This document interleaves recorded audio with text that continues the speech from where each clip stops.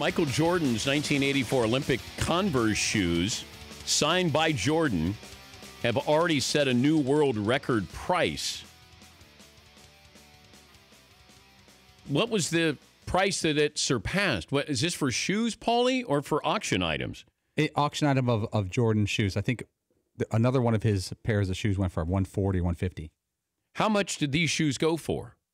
Was this $144,000 for these shoes from the Olympics? I think $170 it went for. $170,000 for Jordan's game-used Olympic Converse. But that's pretty high-end sports memorabilia. No one else is going to have one on your block. All right. Let's bring in Chris Webber, joins us now. Do you have any interesting memorabilia, Chris? Do I have any interesting memorabilia? I do.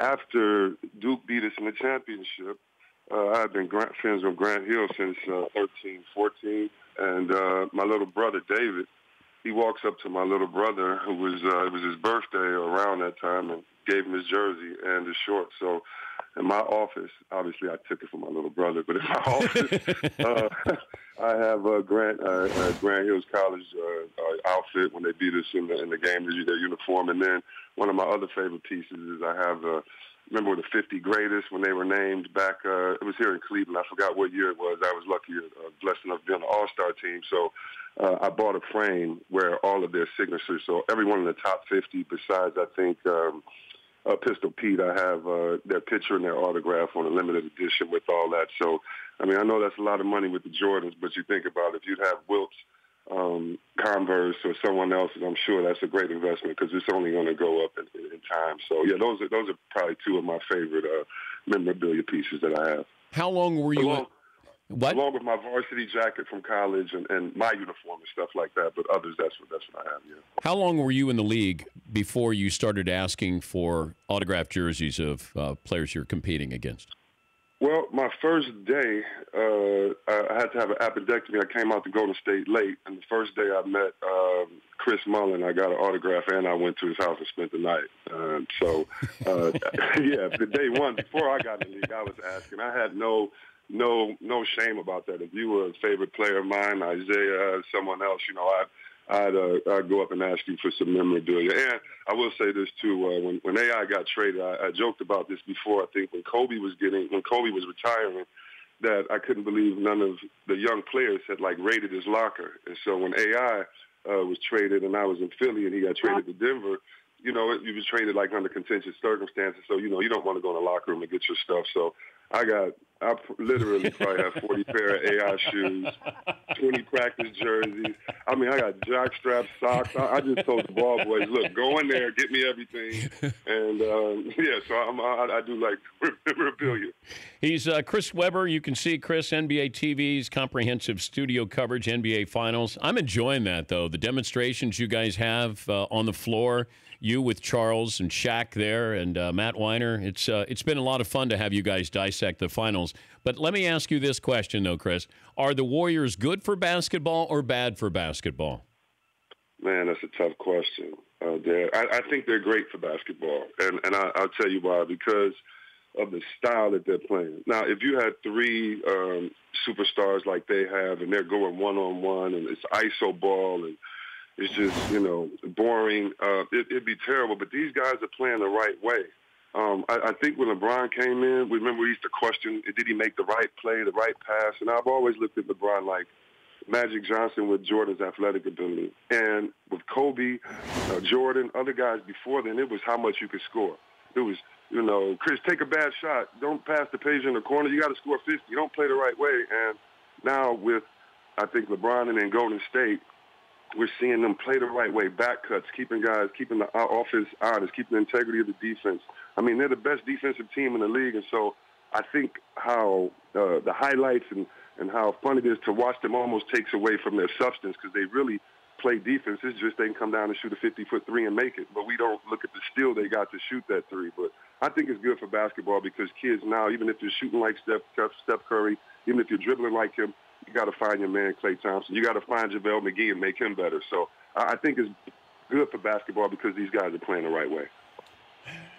What are the Cavs missing? Talent.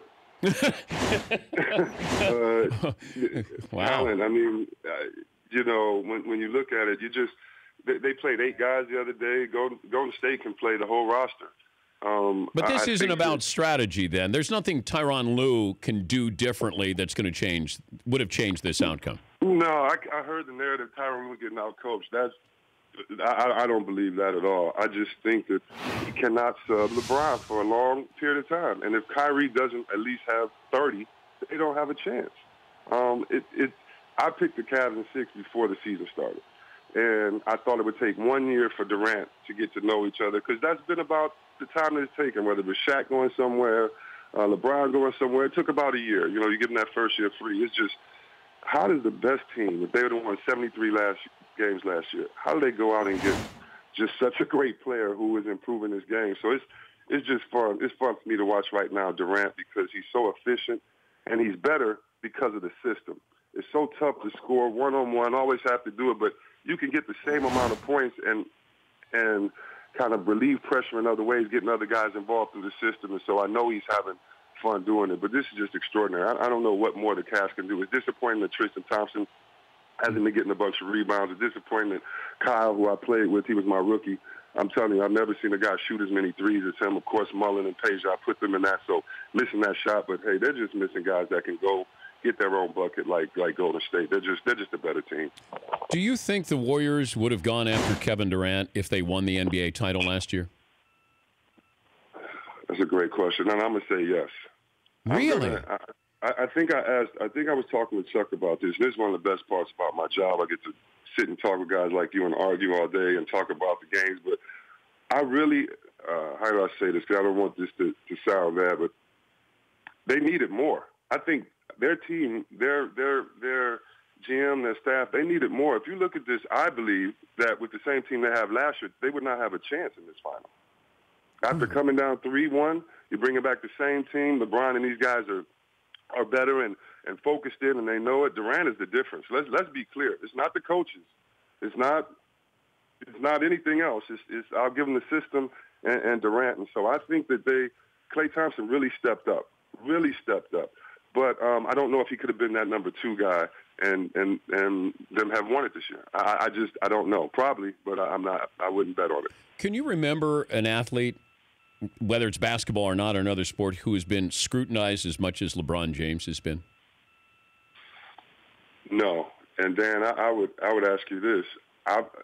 This is my opinion. I want to hear yours. I've never seen an athlete overcome or meet the standards that were set before. He was paid $100 million before he even stepped on the NBA. I mean, people were saying this guy can be one of the greatest. So even before you saw him, you already was like, come on, he can't meet the expectations. And I just think it's incredible, the pressure that he had coming in, and he's met every expectation or surpassed our expectations. No, I've never seen an athlete like him. And I talked to my friends that play football, baseball, and a lot of them say the same thing. Do you ever remind Barkley of that play you had at Golden State where you went behind your back on a fast break and you dunked on Charles? No, that's something, I keep in my back pocket, just in case, we start talking junk one day. But not really, because, Dan, I did that. I felt so good. It was great. And then he hit us with 54 in the playoffs. So it swept us. So I've always kind of, I love looking at the old commercials and things like that. But, I never really talked. I was such a big fan of Barkley, man, growing up. It was him, Dominique Bird, Magic I had on my wall that, a lot of times it's funny. I was doing the finals the other day. I really have to check myself a lot of times and just say, wow, this is so surreal. I know that my peers and contemporaries, I get that. But thinking back from a place where, wow, I used to dream about this. And so, no, it's pretty cool. But I never really bring that up. I don't. How are the kids? They're doing great, crying their lungs out, and the diapers are being filled every 2 hours. So nice. The insides are working and the lungs are working. So it's cloud nine, man. It's the best feeling in the world. You're doing great. It's a lot of fun. I love watching the pre and post with you guys. Tell the guys that we said hello, and thanks again for talking.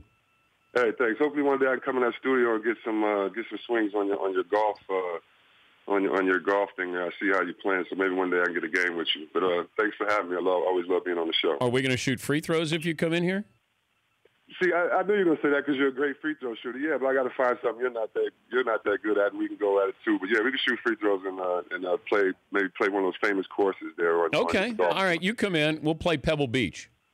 Okay, I've never played it before, so it sounds good. All right, thank you, Chris. All right, thank you. C-Web, NBA on TNT. Pre-game show is great because you think Shaq and Charles are unfiltered on TNT. When they're on the NBA TV, they're even looser, and it's a lot of fun. The Dan Patrick Show, weekday mornings on Audience.